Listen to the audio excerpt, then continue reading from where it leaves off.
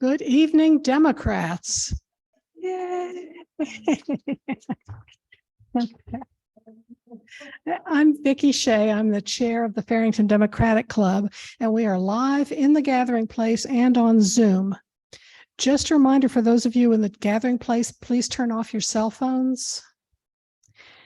And during the question and answer phase, the microphone will be passed to you by our assistant over there. So please wait for the microphone. People think that they have a loud voice, but there's always people who have less than optimal hearing, and it's really better to wait for the microphone and let everybody be able to hear the question. I know. Those of you who are on Zoom, who are watching on Zoom, if you would type your questions into the chat, then another of our lovely assistants will read the question when we get to that. So we are honored to have two presenters tonight. The main speaker is North Carolina Representative Marcia Morey, and she's going to be coming in by Zoom from Raleigh instead of being here in the room with us, and she's going to explain why she has to be in Raleigh. Also going to say a few words later is Sarah Vitti, a volunteer with Moms Demand Action, the most powerful and effective grassroots advocacy group working to end gun violence in our country. We particularly wanted her here tonight to help connect our audience members with something they can actually do to work on reducing gun violence. So Representative Morey will speak first, then Sarah is going to speak briefly about Moms Demand Action. Then we'll have question and answer for both Sarah and Representative Morey. Then Sarah will stay around her table over there to answer individual questions about joining or supporting Moms Demand Action. So Representative Morey was a district court judge in Durham for 18 years and has been a member of the North Carolina House of Representatives since 2017. She has been a tireless advocate in this state for all of the issues most important to Democrats: voting rights, public education, women's health care and privacy rights, public education, it's twice as important, workers' rights, ethical, transparent government, and her topic tonight, which is addressing gun violence in North Carolina. So Chris is going to work our technological magic, and in a few seconds you will see her and hear her through Zoom.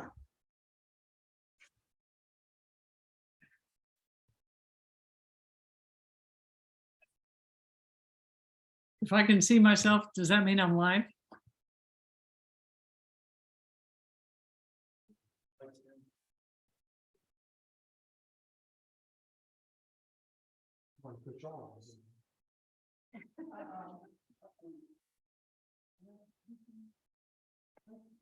Do I get a thumbs up or can you hear me?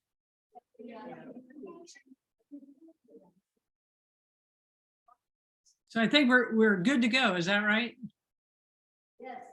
Okay. I apologize for not being able to be with you all.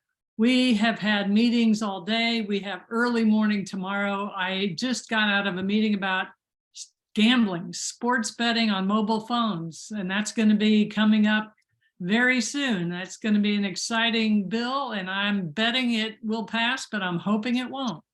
I think sports betting on mobile phones leads to gambling problems and addiction, and it's just the industry wins and people lose, and that's another story another day. But thank you very much for having me. And I think I need to explain why I am so involved in gun safety legislation. And it's because of my time on the bench as a judge, and especially in juvenile court. And I cannot count the dozens of children I saw killed by firearms on the streets of Durham that had a court date, they had a court case. When it came time to call their name, I was told that young man usually has died of gunshot wounds, of seeing young people come in on crutches or a bandage on their arm. And the prevalence, and this started back in 2000, and it's only gotten so much worse. And then to hear grieving families of victims on the witness stand, and so many times hearing this could have been avoided, or I knew this was going to happen.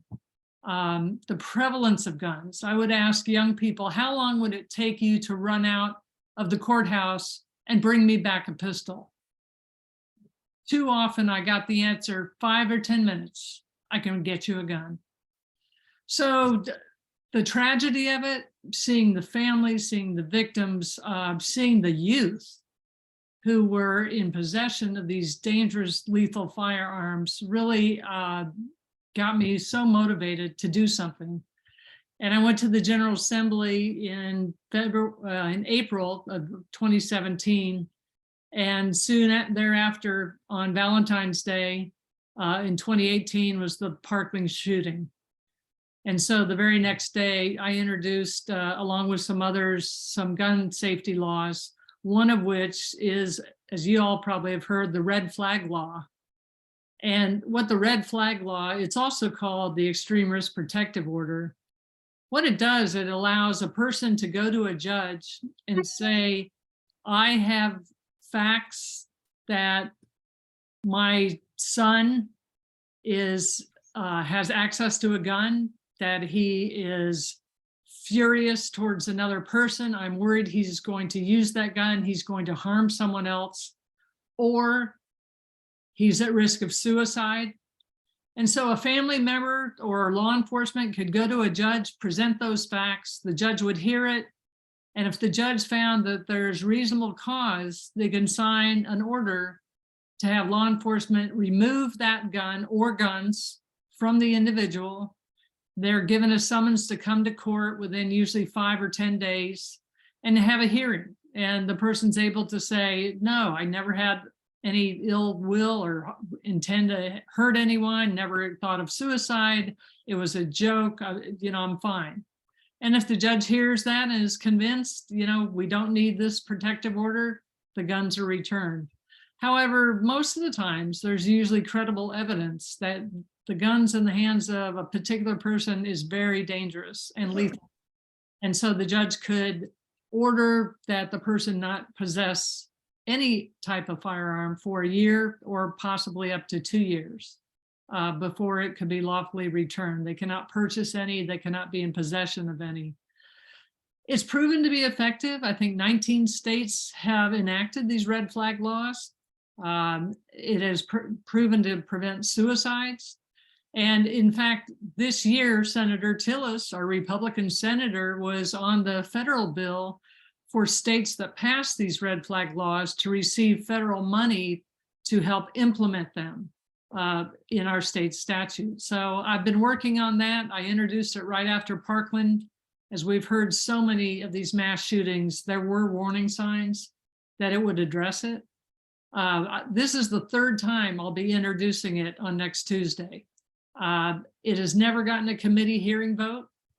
Most every Democrat has signed on. We've even tried to get a discharge petition to get it out of the Rules Committee, where bills are never heard. They don't let it come to the floor. They don't let it go to a committee, but we are going to keep trying.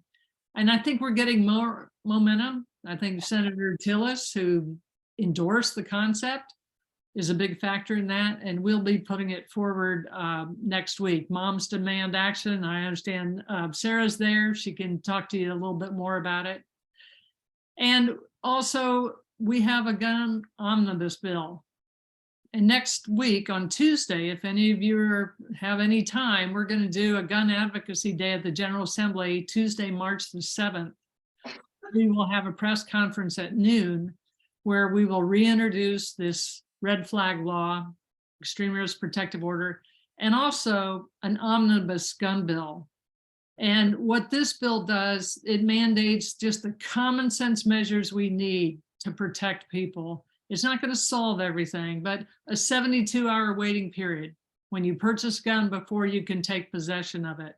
Universal background checks, a ban on bump stocks, a ban on ghost guns, that you have to have liability insurance. If you own a car, you have to have insurance. If you own a gun, you have to have liability insurance. That any gun in any vehicle must be in a locked container. I introduced that bill a week ago. you must not leave any firearm unattended vehicle unless it's in a locked compartment. So far, we haven't even gotten a hearing on that. That sheriffs may destroy guns if they've been seized and are no longer needed in court. Right now, sheriffs cannot destroy firearms, and they have to sell them to federal licensed firearm dealers. We want that to stop, that sheriffs should be able to destroy seized guns, and that there's a duty to report if you lose a gun or if a gun is stolen. Right now, so many guns are stolen, and there's no duty for that gun owner to report to law enforcement the serial number and the type of gun, so they can be aware that these guns are now out in the street. So those are some of the provisions. We're going to work hard to get a hearing. We're going to advocate. We are not going to stop. Public opinion is on our side. WRAL did a great poll a few months ago, and the vast majority of people, they want red flag laws. They want safe storage. They want background checks. They want a ban on these semi-automatic guns. Nothing we're asking is to prevent someone from claiming they have a constitutional right to own a gun. What we're saying is you have to be responsible if you own that gun. The leading cause of death right now for young people is attributed to gun violence. I mean, the problem and the tragedy is only growing, and we have to take action. And while I'm telling you what I'm advocating for, on the Republican side, they're working just as hard to say, we want guns anywhere, anytime, by anyone. Just this week, an open carry law bill has been filed to openly carry a gun anywhere. The pistol permit was voted on in the House last week. We argued against it. There's a repeal of the pistol permit purchase. Even sheriffs said, you know, they were split, but that's now going to the Senate to see if they're going to take off that extra layer of protection for sheriffs to do local record checks to catch with an extra layer of comprehensive review of people with medical histories, domestic violence, things that aren't caught in the national record check. That is going to be a tough fight. This open carry law is a tough fight. They're trying to do the constitutional amendment for the Second Amendment right to carry. We're just in such polar opposite places. And, you know, I think we're not speaking the same language. I want sensible gun safety. I don't want victims. I don't want tragedies and mass shootings. And they're looking at it, I have the right to protect my family and protect myself, and I'm a responsible gun owner. That's okay. But what about the non-responsible people? The guns that are so prevalent that are stolen and sold again on the black market. That's what we have to look at. We have more guns than people in this country. And if we don't get common sense regulation soon, we're only going to see this continuance of increasing violence. So I'll end there. Thank you very much, and happy to answer any questions later.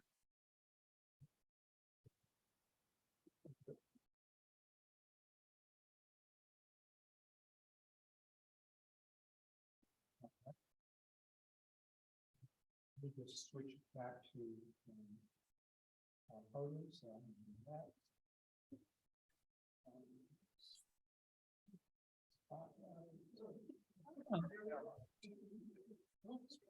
Now I see you. Oh my God, looking at myself is horrible.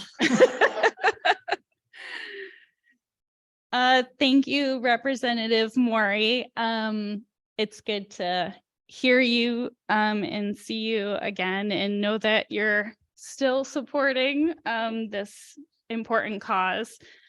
I am Sarah Beatty. I'm a mom, and I've been with Moms Demand Action since around 2016.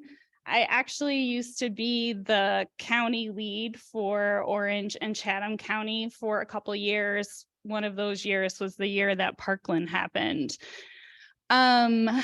Is there anyone here who does not know what Moms Demand Action is? I'm like, how far back do I need? Okay, great. Awesome. Perfect. So I'm not going to go over like the basics. But what I am going to go over is a couple things. One, someone already mentioned me tonight about not feeling like there are success stories with this movement. This is actually Mom's 10-year anniversary this year.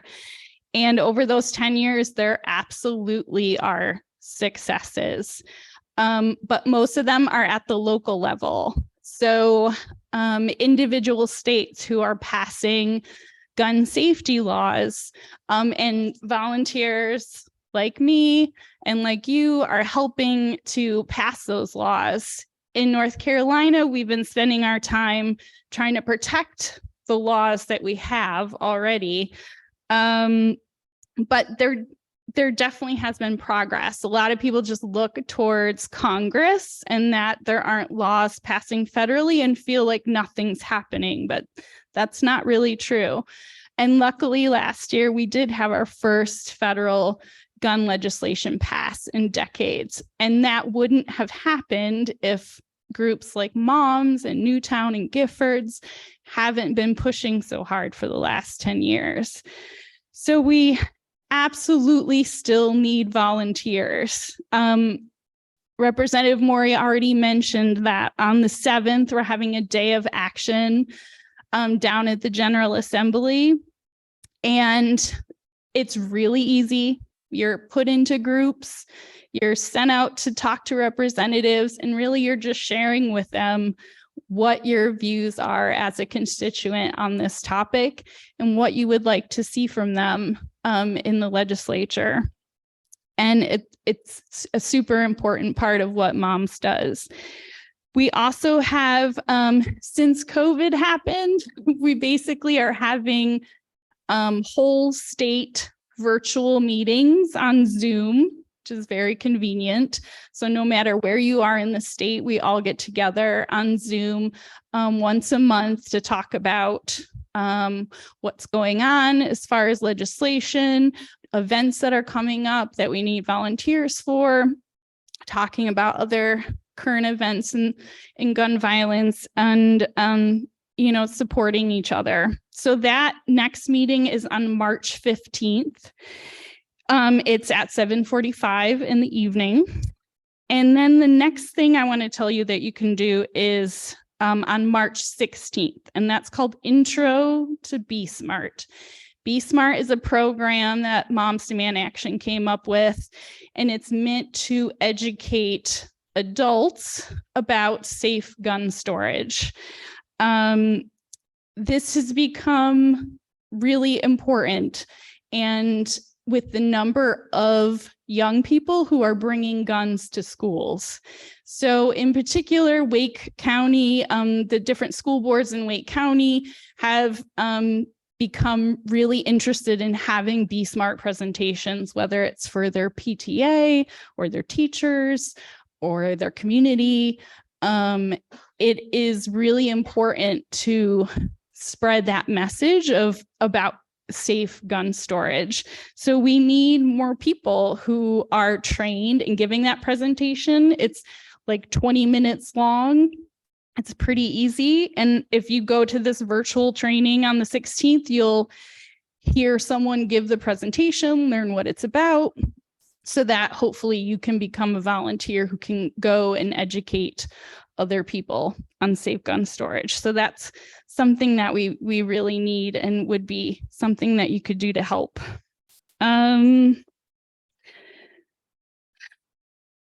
So again, I just want to reiterate, there have been successes in this movement, but there's so much more to do.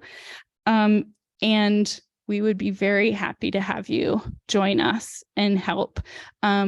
I'll be back there later if you want to come and talk to me about more specifics. Thanks everyone for being here.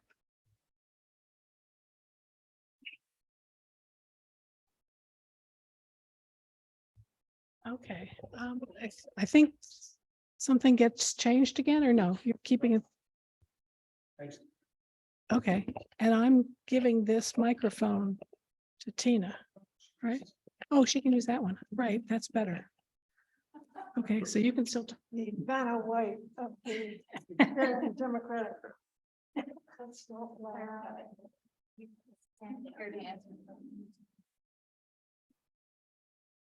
Okay, so raise hands for questions. She says fine. I'm one of those gluttons for punishment who regularly watches the evening news. And in so doing, repetitively, I hear stories one way or the other, pro and con, about the role that law enforcement organizations are taking in this cause. Sometimes I hear things like the Fraternal Order of Police of XYZ city is fighting against constructive laws, and in other cases, there's representatives of those groups who are working as an ally for you. Can you give me an idea of your experience? Are they more with you or against you, or are they a problem in this area? Well, I'll say locally that Chief Blue in Chapel Hill is definitely a supporter of moms.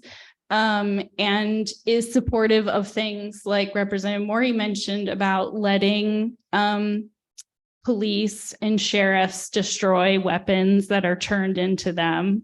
That would be a big one. I feel like most of the things that I hear, especially in the last few years, is swinging more towards support, because they're often the ones who are also very much in danger. If law enforcement is showing up to a shooting, they don't know if you're a good guy with a gun or a bad guy with a gun. And they're often at risk.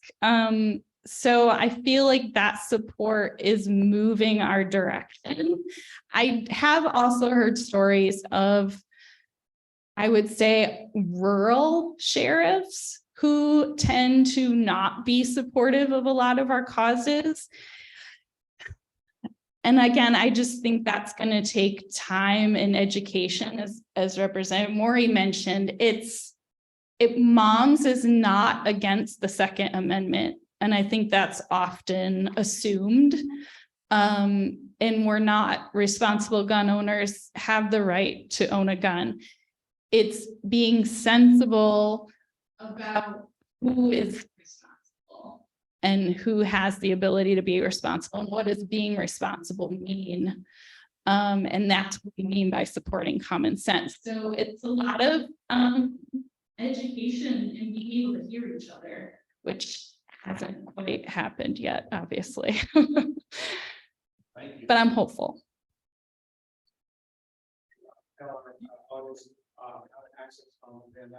Yes.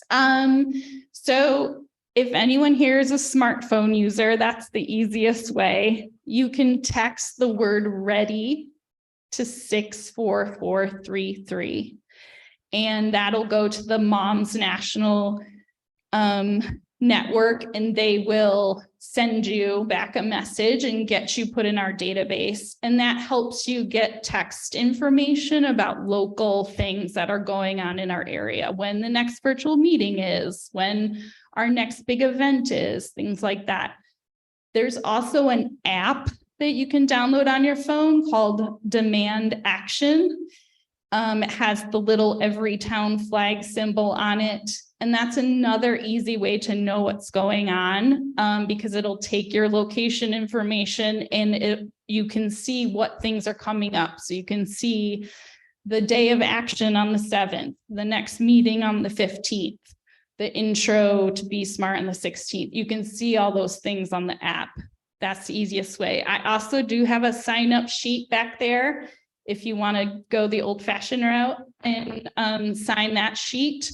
And that will also go in our database, and it will help you get hooked into our local group. But unfortunately, as a grassroots volunteer organization, it does often fall to the volunteers to take the initiative.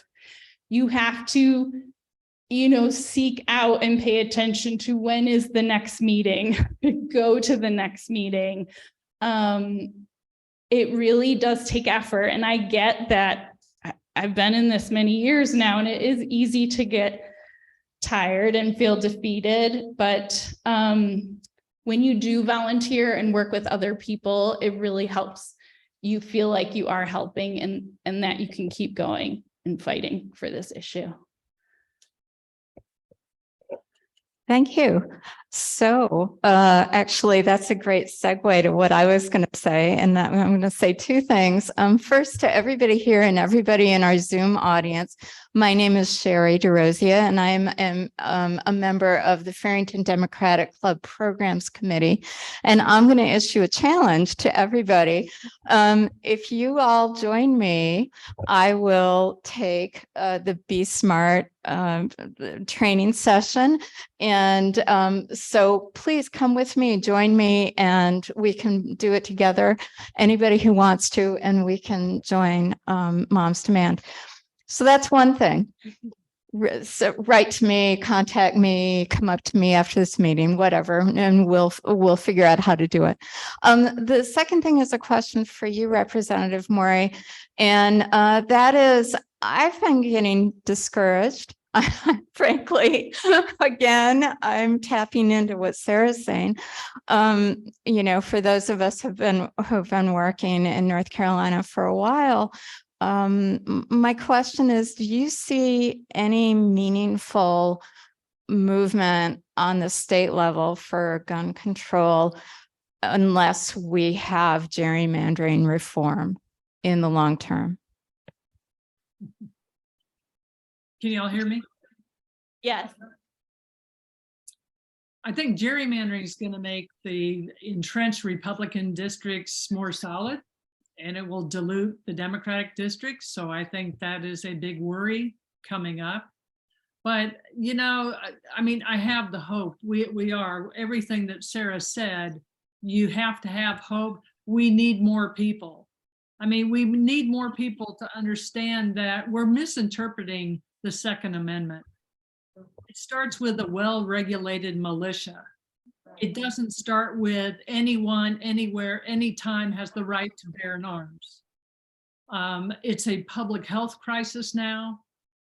Having our children traumatized with their lockdowns in schools, you know, it's just, it's overwhelming what is happening in our society. I mean, kind of like the use of the internet now. But I am hopeful.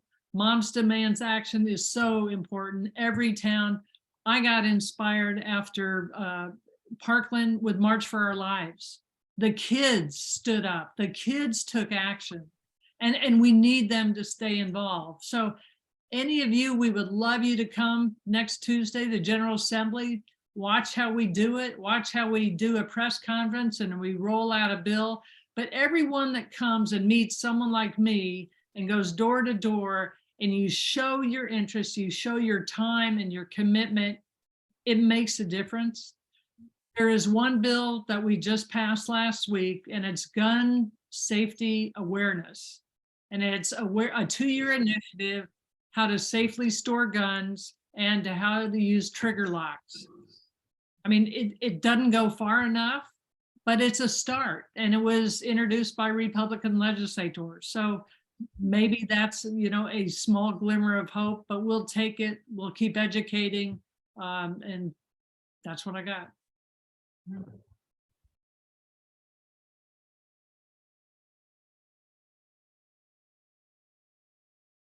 So this is a question for Representative Morey. We hear on the national level that it's the money of the NRA that plays a major role in the intransigence against any kind of reduction of gun violence. And my question is, to what extent is NRA money an issue at the state level, or is it more the philosophical issues that you were describing? There is quite a bit of money coming in. I think it's more the political pressure. The Republicans are very disciplined, and if their leadership takes a position, everyone better follow. They have several law enforcement people in their caucus and sheriffs, I mean, and chiefs of police. Sheriff's Association used to be opposed to repealing the pistol permit. Now they take no position.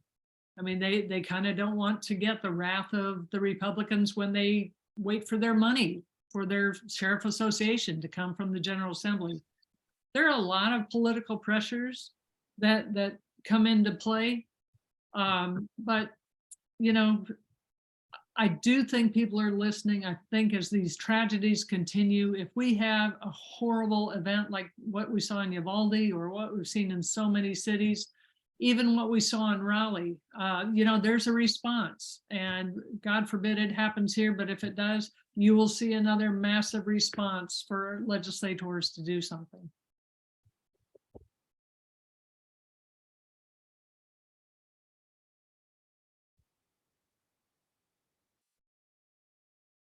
I have a question for the representative. In the interest of public safety, does the governor have the authority to issue an executive order to accomplish much of which you've just mentioned? That is a great question. Like it is a public safety crisis, just like the pandemic was. Most every bill that's been introduced so far is taking away the governor's authority for the appointments to the Board of Education, for the appointments to the School of the Blind, the Board of Election. I mean, they are trying to take away almost all the power and authority and make our governor much more weak than he or she would be now. I don't see that ever happening, but that certainly could be a call that the crisis is here. Look at the public health, the numbers, the wounds, the cost. The cost is over $3 billion to North Carolina in medical costs for gunshot victims every year, or probably more now. But it's a huge, you know, would Governor Cooper do that and then make a declaration? I don't know, but he is very firm on his support for common sense gun safety. He has vetoed every bill that's come through. We have sustained his vetoes. This year is going to be different. It's going to be very tough to sustain his vetoes. In the Senate, they don't have the numbers, and we only hold the House by 1. So it's going to be a tough year.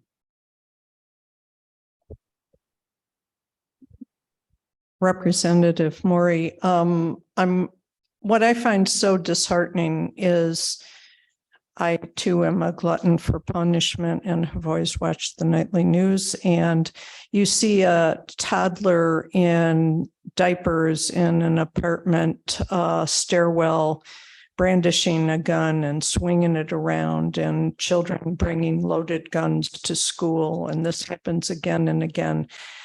Not always in North Carolina. It really has no boundaries, I think. But where do you think the responsibility lies for those children? And is that part of the legislation? My belief, and I will say it right, is it's the parents. I mean, you know, how can you be responsible as a 3-year-old when you've seen guns around your house not to hold them? But is there anything in the legislation that would address the punishment of parents who are irresponsible and their children get a hold of the guns? Yes, and thank you for that question. In Virginia, a 6-year-old took the gun to school and shot the teacher. Right. And they have charged the parents with being, you know, negligent in allowing that 6-year-old to get a hold of the gun, and I think also for manslaughter. So we'll see if those cases happen. I think civil liability lawsuits will be available. Well, criminal penalties, we have some.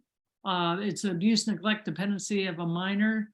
There are other things we can do, but stronger laws to make parents more responsible if their minor obtains a gun, if they haven't safely stored it. I think we need safe storage laws.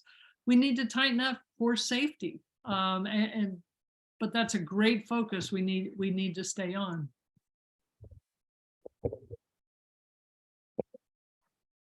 Thank you. First, let me say I agree with your positions on almost every issue. unfortunately, we've been doing the same thing to try and get and achieve these goals for the last 40 years, and it hasn't worked. I think we need a new approach. Also, I think there's more of us than there are of them. So if we had one person, one vote, it wouldn't be an issue. But that's not going to happen because of the Constitution. But there are ways around that. Gerrymandering, as Sherry mentioned.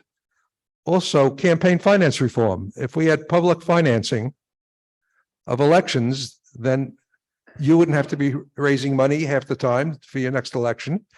And people wouldn't be beholden to the people that are supporting them financially.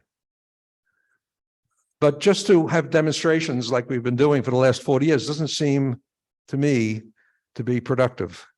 And I mean, you're young and you say we have to wait, but hey, in a couple of years, I'm not going to be here. And we've been fighting this fight for far too long. You know, women's rights, abortion rights, public education, it's all gotten worse. We need a new approach. Well, we need Democrats to get in the majority. I mean, if this state went back to a Democrat majority, these bills would pass.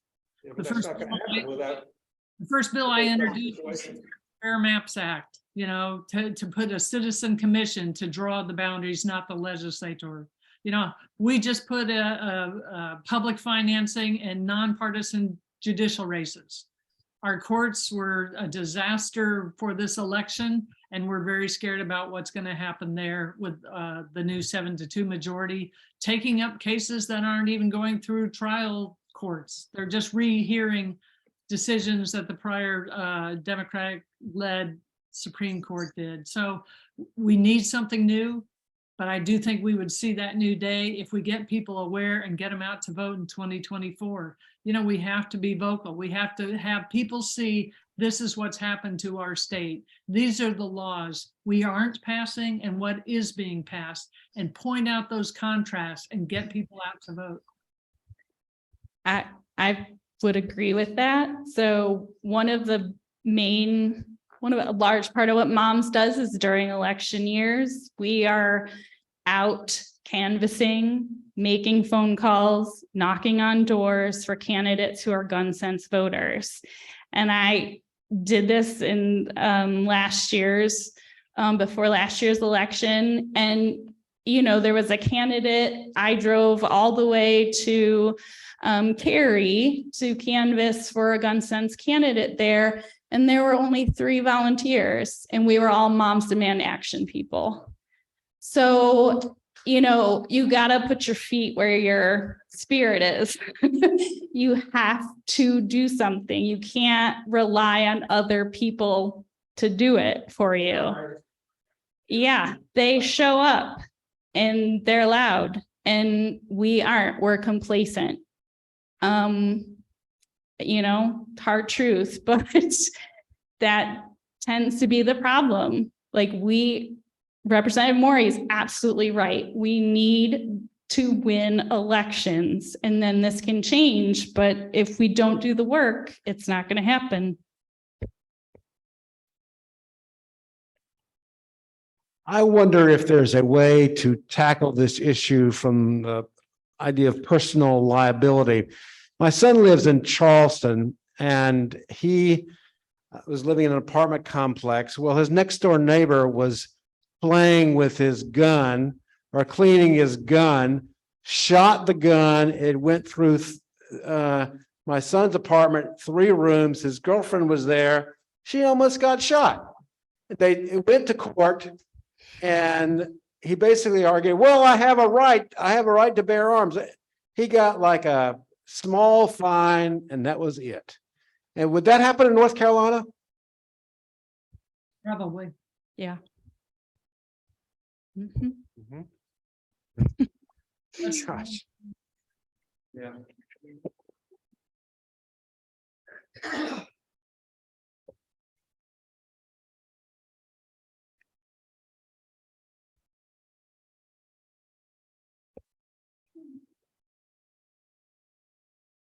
So this is for Sarah.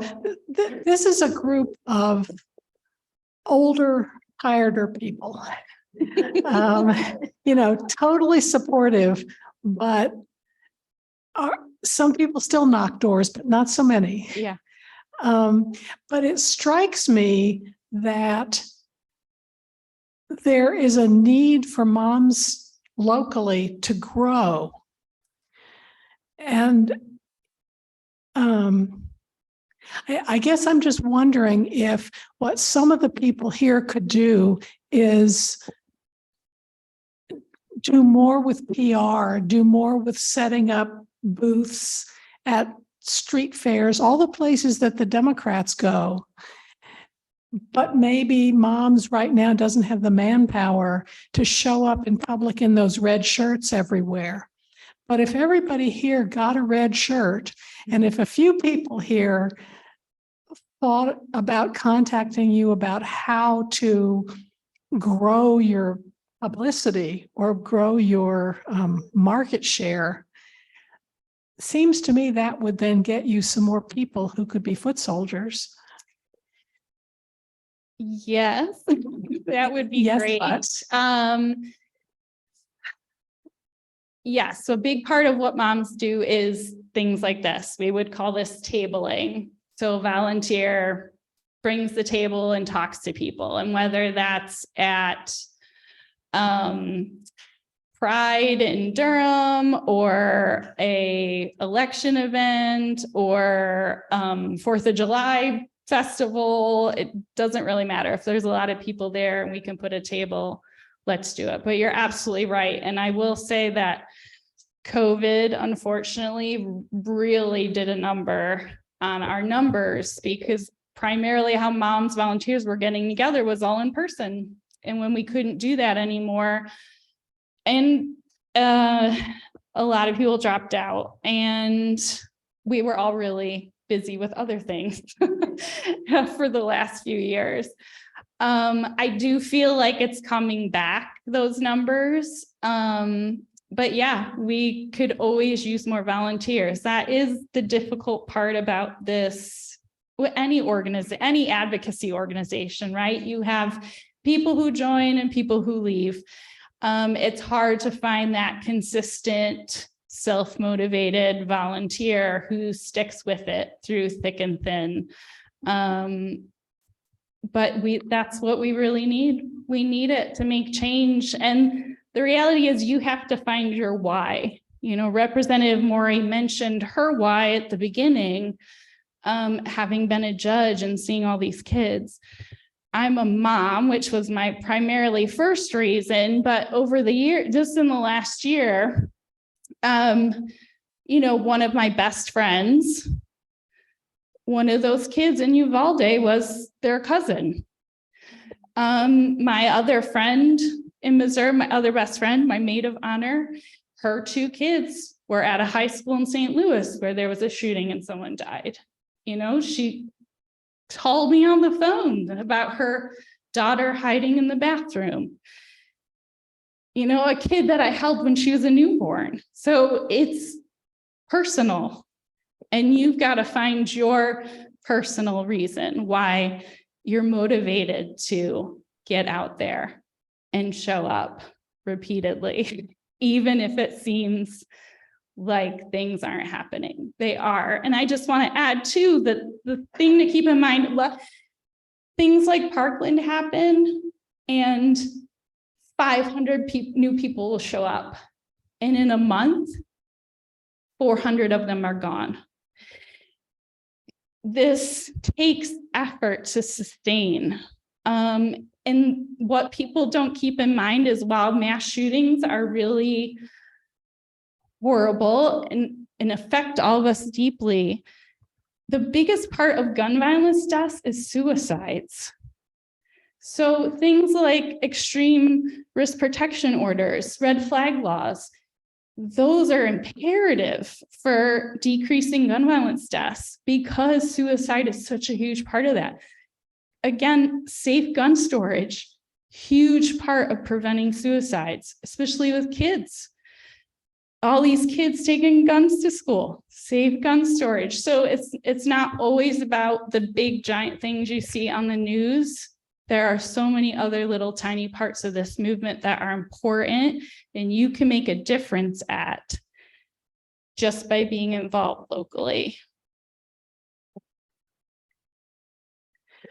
Any other questions?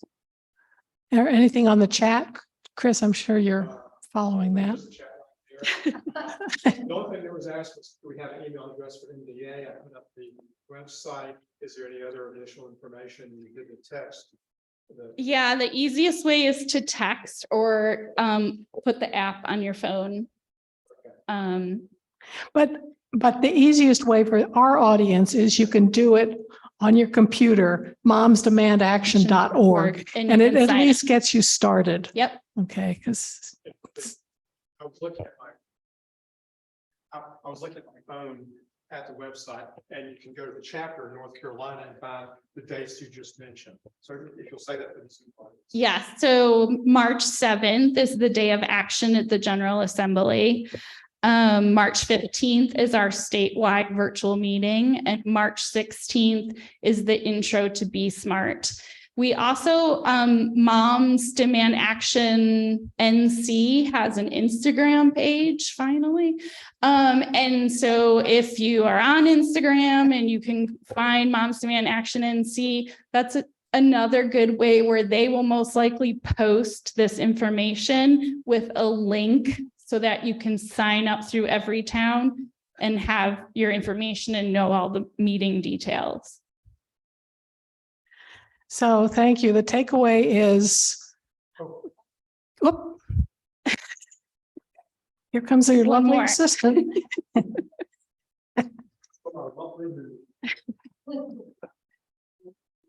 Sorry. Well, it was just this discussion about how do you get the white-haired people like us? Obviously, our hearts are in it. Sometimes our bodies have a hard time. On the other hand, sometimes some of us can afford to make financial supports, which I haven't heard anything about. And that got me thinking, do you get much help, or do you find much interest from what I always say is the answer, the next generations, these millennials, whatever they are, the 30s, the 20s, and are there internships or summer stipends that would help you engage young people who would like to be able to go out and do the door-to-door, the working stuff, if you had the money to pay them a little so they could afford to spend the time? And if so, what kind of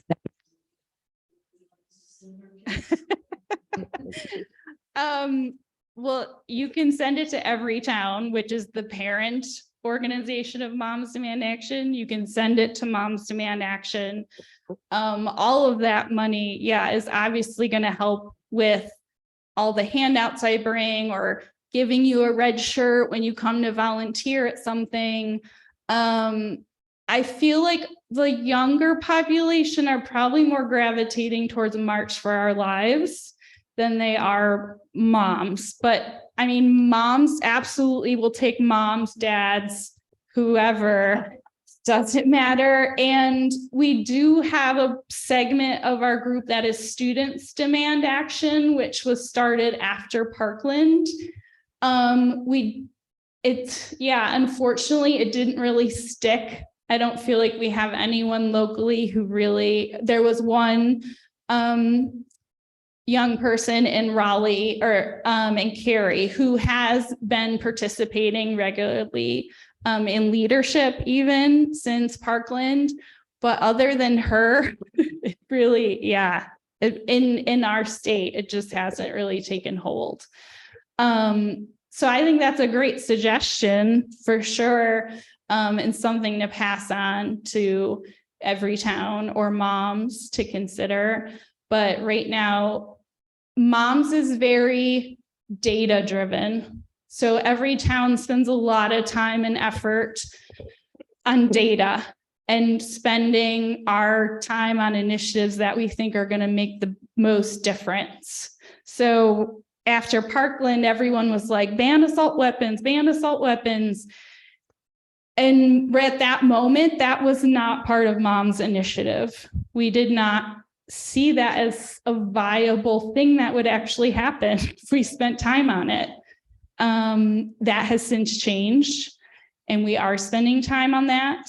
But that's something to keep in mind. We want to spend our time in areas that we think are going to make the most impact to saving lives. One more. Yeah, I have another comment. You mentioned Tom Tillis is supporting your bill. Is that correct? Or the concept? It's a federal bill, yeah. Mhm. Why don't we call out the people that are against it by name? Dick Durbin did that at Uvalde. He called out Supreme Court Justice Clarence Thomas as contributing to what happened. He did it on national television. Why don't we call out the Speaker of the Assembly and the Senate in North Carolina by name and do it continuously? Well, yeah, why don't we call out Speaker Moore and say, let these bills be heard, put them in a committee, bring it up for a vote. We have a Freedom Caucus in the Republican Party, and it's all about the Second Amendment. And a representative from Beaufort, Keith Kidwell, is the #1 sponsor of all the Second Amendment, open carry anytime, anywhere by anyone. And they need to be called out. They need to be written to. They need to hear examples of tragedies and the trauma these kids are going through in their schools and the numbers of kids that are being impacted and the families torn apart. You're right. We need to flood them with information and knock on their doors. Thank you. So we can put Kidwell's name and a link to him on our, in an email to all of our members, and then put it on our website. And Tim Moore is already on there, and also Senator Berger. So if you feel moved to write a strong email or 2 or 4 or whatever, a weekly, we'll have that information available. Yes, absolutely. If you are not calling your representative every single day, that's something you can do. Literally put it in your address book, schedule it for coffee time. The issue in Chatham County is that we have the best senator and the best representative, except for Representative Morey. So there's no point in bothering them. I mean, they love to hear support, and we're with you, and we thank you for working on this issue, but don't fuss at Robert Reeves or Natalie Murdoch. That's right. Yeah, absolutely. Yeah, right. Yes. So Absolutely. actually, we'll put a link to the entire General Assembly on our website. Why not? I just want to, as a couple people mentioned, like, what can you do besides walk door to door for 2 hours and 90 degrees? Because I don't love that either. If you like to talk on the phone, a lot of young people do not like to talk on the phone. Phone banking during election time is just as effective as walking door to door. We do writing editorials. We have a communications lead with the group that would be more than happy to help anybody who wants to write an editorial. There's a group called GSAN at Moms Demand Action. And again, it's a phone banking group that we use to actually phone bank other states who have important gun safety legislation coming up. So you can be at home, but you can call a voter in Vermont and say, hey, did you know that this bill is coming up in your legislature and you need to call your representative and tell them to support it? You can do that from your home. Another thing you could do is welcome calls. Traditionally, the way Moms has always welcomed new members is by having a physical person call the new member. We don't have enough people to do that. And again, most younger people do not like to do that. They don't like to call strangers and welcome them to the group. So if that's something you're interested in, that could be super helpful. When we have these large events and we have hundreds of people join the organization all at once, there is no way like one mom and Carrie can call all these people. Okay, why don't we stop here? But Sarah, being physically present, is going to be at her table back there. If anybody wants to get more information or sign up or get the, write down the addresses or texting numbers or whatever. But again, let me just say that Representative Morey is one of the heroines of the General Assembly. That you're very nice, but I don't think so. I mean, one thing I did when we were talking, when you get a chance, if you're on Facebook, look up the North Carolina House Freedom Caucus, and you will see their members and what they're saying and what they're trying to put out there. And that's the kind of thing we need to go directly to them. But Farrington, I love you. I love the belted cows. I love everything. I will be there next time, I promise. And I am so sorry for the Zoom, but it's so great to see everyone. Thank you so much. Thank you so much. you. Have a good evening.